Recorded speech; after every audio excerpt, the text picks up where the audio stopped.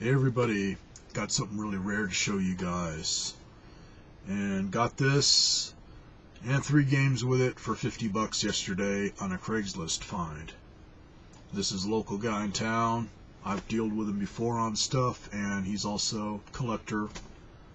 And this, it's kind of like he got it and he had no clue on what to do with it, so it's like, okay, I'll just put it on Craigslist and people can make offers, and he happened to take my $50 offer.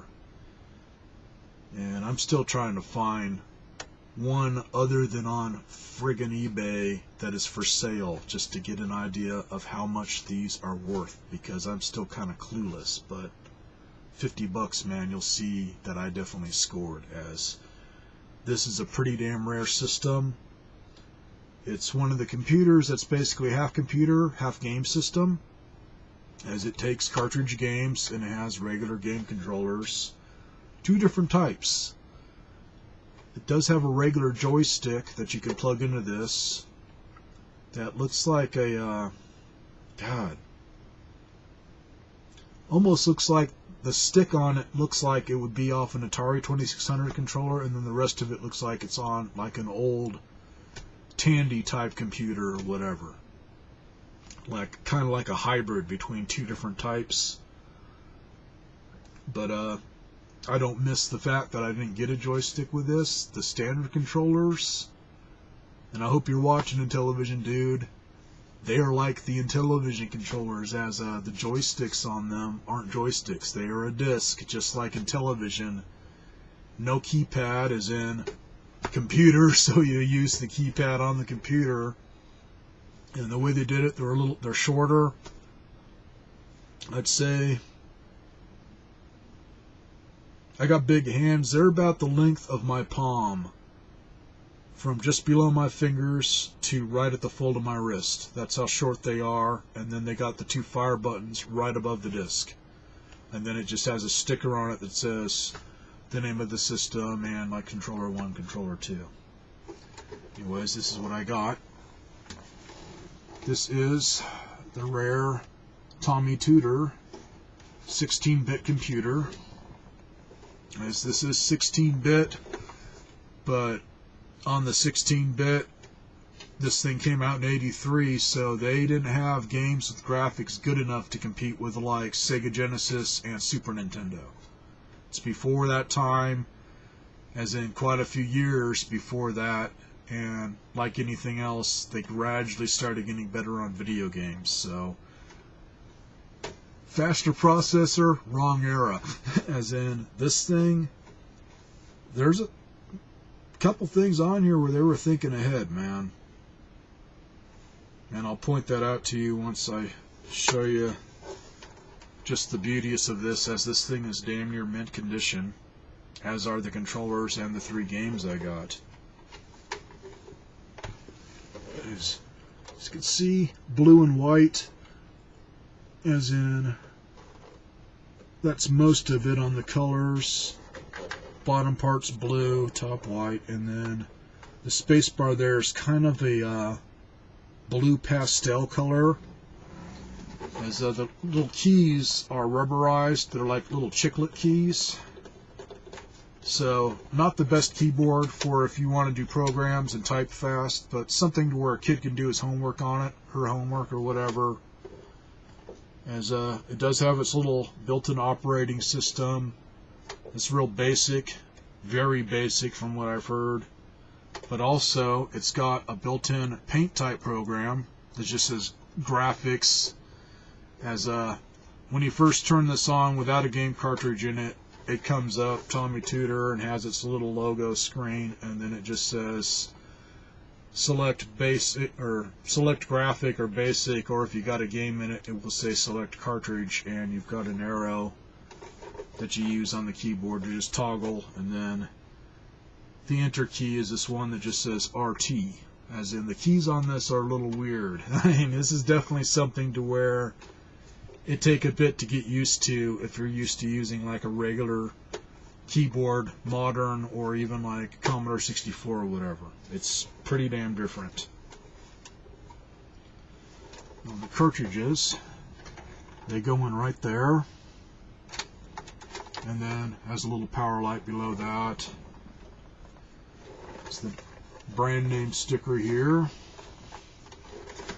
Bottom of it just has Tomy 16-bit graphic computer, tutor, stock number, model number, serial number, and then how many volts, and then Tomy Corporation, made in Japan, and then it's got the UL thing, and then the FCD thing is stamped into it saying that it complies with blah blah blah, what the fuck ever.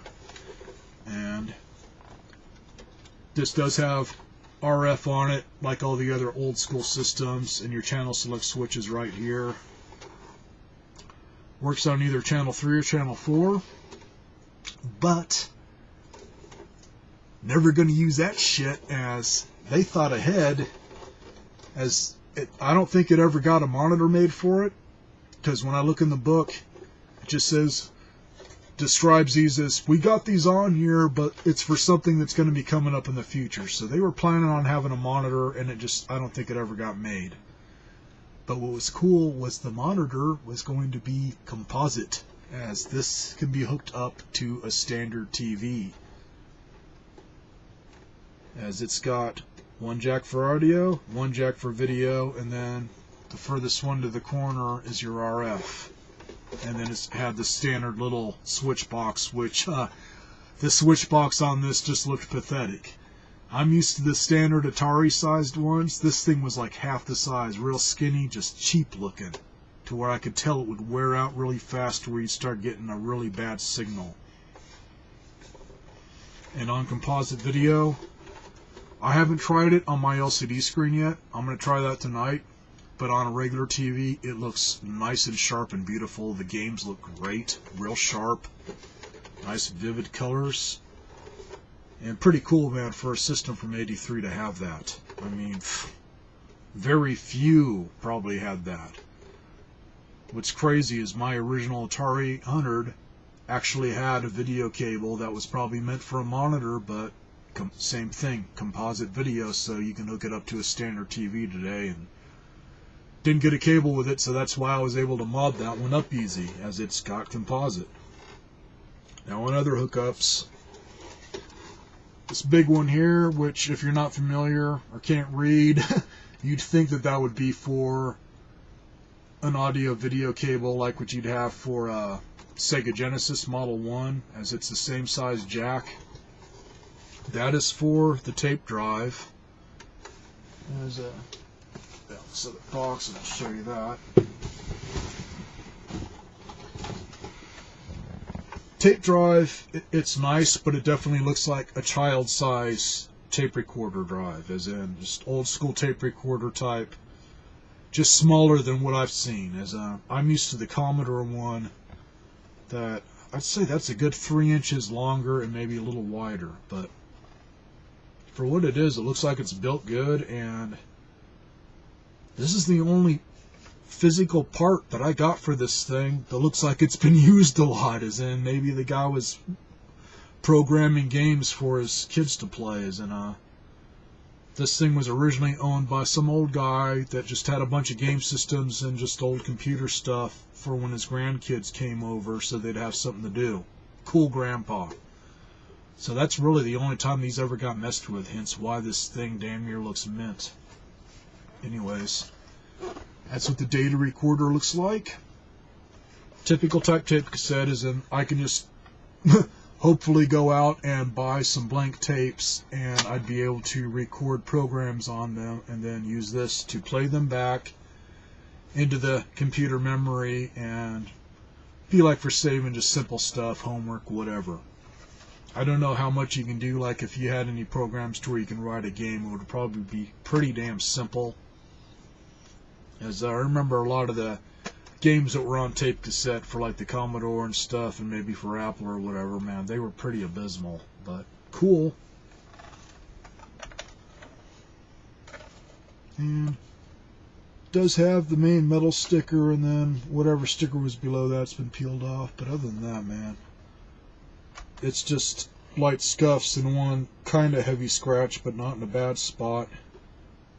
Everything else is in great shape. It's cool on this, it's got its own power supply, which is just a little 6-volt adapter. And the plug that goes into this is nothing funky. It is a standard style jack, to where if you got one of these without the adapter, just go around and look for a 6-volt adapter. And let's see. It doesn't say the... Okay, it does say the polarity. For anybody that gets one of these, if you're lucky enough to find one of these rare puppies, the adapter for this is 6-volt, 300 mA, DC. See, negative to the core is in the little pin, positive to the shield.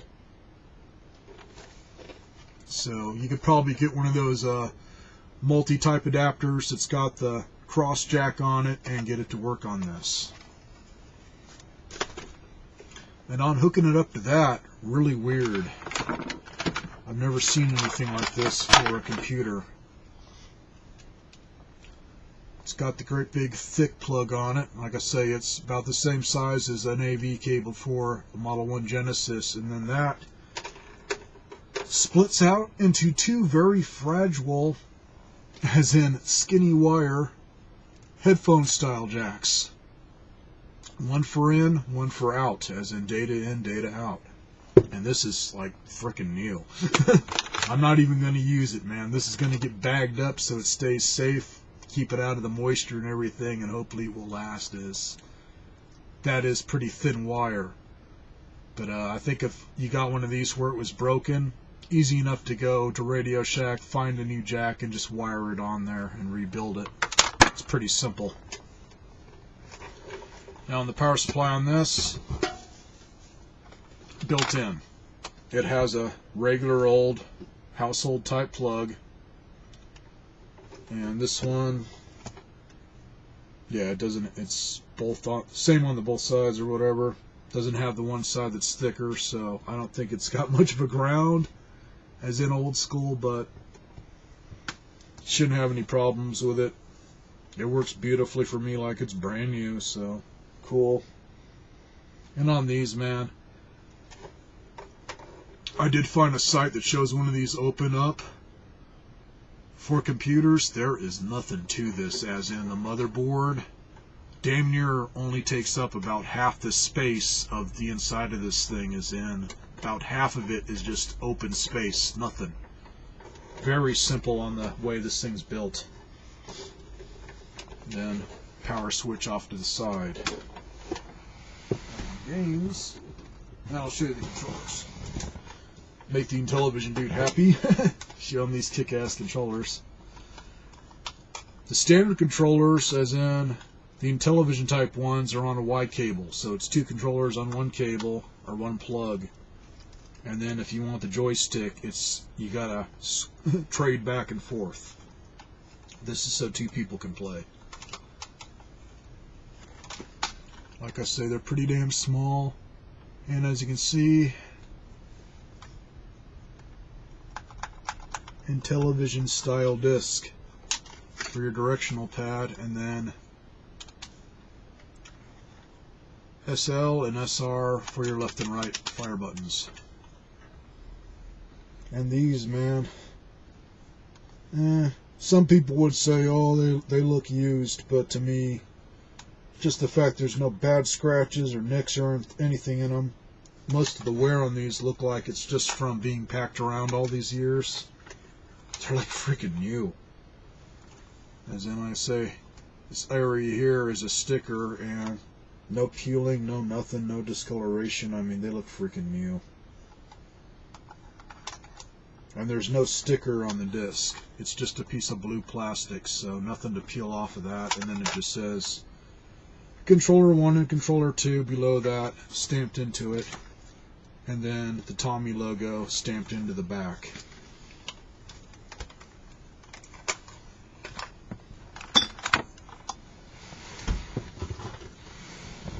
Now on games, and this is a good reason to go to Insane David's YouTube page, as he's got videos on all 10 of the games that were released in America. Ones I got, and this is the best one out of the ones I got, and one of the best games on the system. Got traffic jam, and as you can see, pretty generic cart. White cartridge with notebook style sticker on it, and it just says the name of the game on top of it, and then Tomy Tutor and the name of the game on the front of it, and then the date it was made, 1983. And each one of the games, for the name of the game, it's different text. And then this one, I don't think they're given the year that it was made for the Tomy computer. I'm thinking this is the year it came out in the arcade. This is an actual arcade game that was transferred over to it, made by Konami in 1981. This is called Scramble. It's kind of a side-scrolling shooter. And this is one that's kind of half sucks, half good. Kind of in between, as in, compared to the arcade, it's got like a stutter. And the way it plays is it's like just a few frames a second. So it's kind of got that feel like this instead of just nice smooth scrolling. But it is playable as long as the volume works on your TV to where you can either turn it down or hit mute, as the sound effects for shooting and dropping bombs will drive you out of your damn mind in this game. Or they'll just give you a really bad headache. And then this, one of the worst games, and I can see why Insane David was saying that he really doesn't care for it, and he's got to be bored as hell to play it. This one's pretty abysmal. It's called Cave Crawlers. And that one, the only one I could compare it to from that era is maybe, and this is kind of insulting in television, as in I loved the game and wish I had it again, Dungeons & Dragons Treasure of Tarman, to where instead of just having the flat type maze that you make the guy run around in and kill the bad guys and find the treasure pieces, it was one of those kind of wannabe 3D Doom type ones to where you're gradually like just taking a few steps at a time down corridors, and then you stop and then hit left, and then it kind of just pure left or whatever, and you're going through the labyrinth like that. It's just this one, they did it really crappy. I definitely agree with on that, man. I was having a hard time playing it. I was getting really confused because it's going down a straightaway, and about halfway down that straightaway, there's corridors going in other directions, and I could not get it to go down those. I can only go to the end of the straightaway and make a left. And when you're down a corridor, if you got it to where it stops and then turns, you got to go right up to the wall to where you're basically hugging it with the little robot guy or whatever he is, and then make your turn. And another one to where you can bring up a map, but good luck on that helping you, as it is confusing, and I guess you got to find parts and pieces of whatever, and you occasionally will find a number or whatever, which until I read the instructions and play the game a bit without giving myself a seizure or a migraine, I really don't know. So at least I got one really good game and one half good game that I can definitely play.